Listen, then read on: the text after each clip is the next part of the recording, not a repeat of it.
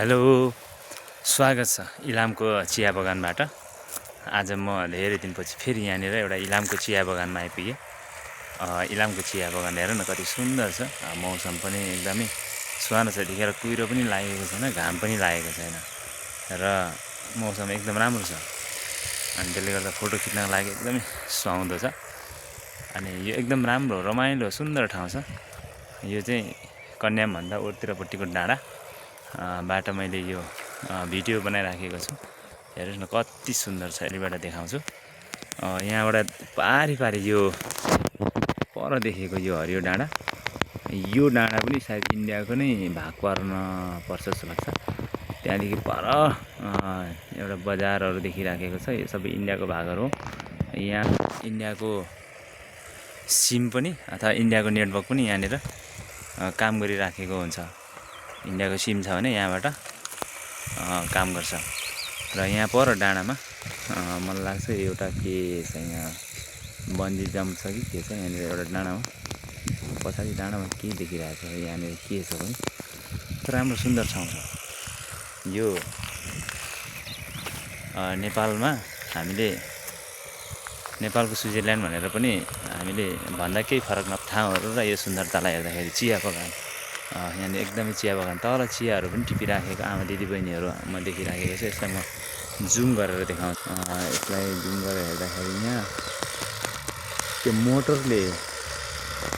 मोटरले यो चियाको टिपिराखेको छ क्या, खरर गरिरहेको छ। सायद यो मोटर छ, यसको उहाँ काठको खालको कटर हो, त्यो खरर गरिराखेको छ। हेर्नुहोस् त कति राम्रो कति सुन्दर छ। अनि आज यसो यहाँनिर घुम्ने मौका पाएँ। यहाँ कस्तो भुइँमा चिप्लो रहेछ, त्यसले गर्दाखेरि चाहिँ झन्नै लडेन म। अब म यहाँबाट यस्तो जान्छु। कस्तो राम्रो छ, कस्तो सुन्दर छ यहाँनिर इलामको चिया बगान, कन्यामभन्दा उत्तिरपट्टिको डाँडा। र यहाँबाट पर यो डाँडा हुँदै पर जान्छु म। र पर डाँडामा हामीले घोडाहरूमा चढेर राइड गर्ने ठाउँ पनि हामी देख्न सक्छौँ। त्यो चाहिँ निकै पर छ, तर म ओल्लो डाँडामा छु। यो चियाको यो बुट्टाको बिचबाट हिँड्दै बाटो चिप्लो छ, जाँदैछु। फादर र एकजना अर्को इन्डियन फादर चाहिँ उता यो डाँडाबाट उता जानुभयो र म चाहिँ यहाँनिर छु। ओहो कस्तो रमाइलो। ल कतिजनालाई इलाम कस्तो छ, इलाममा जान मन लागेको छ, नाम सुनेको छ, कन्याम भन्ने ठाउँ लागेको छ भने कन्याम भन्ने ठाउँमा त्यसको ओल्लोपट्टिको डाँडाबाट खिचेको मैले यो भिडियो। अनि यो चाहिँ यस्तो ठाउँ तपाईँहरूलाई सायद राम्रो लाग्न सक्छ यो भिडियो हेर्नलाई। मैले यसलाई युट्युबमा जस्तै कति राम्रो छ। म यहाँबाट पुरा यस्तो ठाउँ छ, यो पुरै चिया बगान छ। अलि लाइट गर्नु पर्यो, यस्तो छ चिया बगान। वाह, यहाँबाट इन्डियाको डाँडाहरू पनि देखिराखेको छ।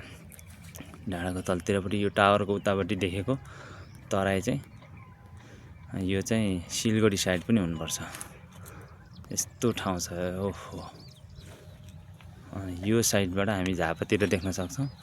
यो साइडबाट देखेको तराई चाहिँ झापा हो। ल यस्तो मैले एक राउन्डै देखाइदिएँ। म यो बाटो हुँदै तल जान्छु है त। अब बाटो चिप्लो छ, एकदम होसियारी हुनुपर्ने छ। अघि नै लडेर यहाँनिर मेरो हातमा अघि नै लडेर यहाँनिर यस्तो माटो भइसकेको छ चिप्लेर। रमाइलो ठाउँ छ यो चाहिँ। म यतापट्टि यो बाटो धेरै हिँडेँ, तर यो साइडमा म कहिल्यै आएको थिएन। आज फर्स्ट टाइम यो साइडमा आएको छु। ल तल बाटो छ, यस्तो बाटो छ, यस्तो चियाको बुट्टा छ, यस्तो चिप्लो छ।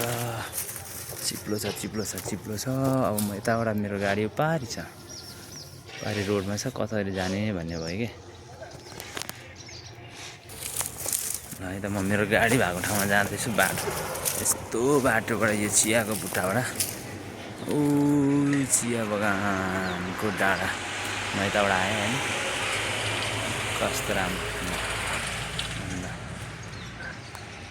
ओ यहाँनिर हाम्रो गाडी कहाँ छ देखिँदैन पर छ ल म चाहिँ यहाँबाट अब यहाँ पाहाडीमा रोडमा जान्छु र मैले यो भिडियोलाई चाहिँ यहीँनिर अब बन्द गर्न चाहन्छु ल कस्तो लाग्यो तपाईँलाई भिडियो यसो तपाईँहरूले भिडियो हेरेर कमेन्ट गर्नु होला म यसलाई फेसबुकमा राख्छु है त।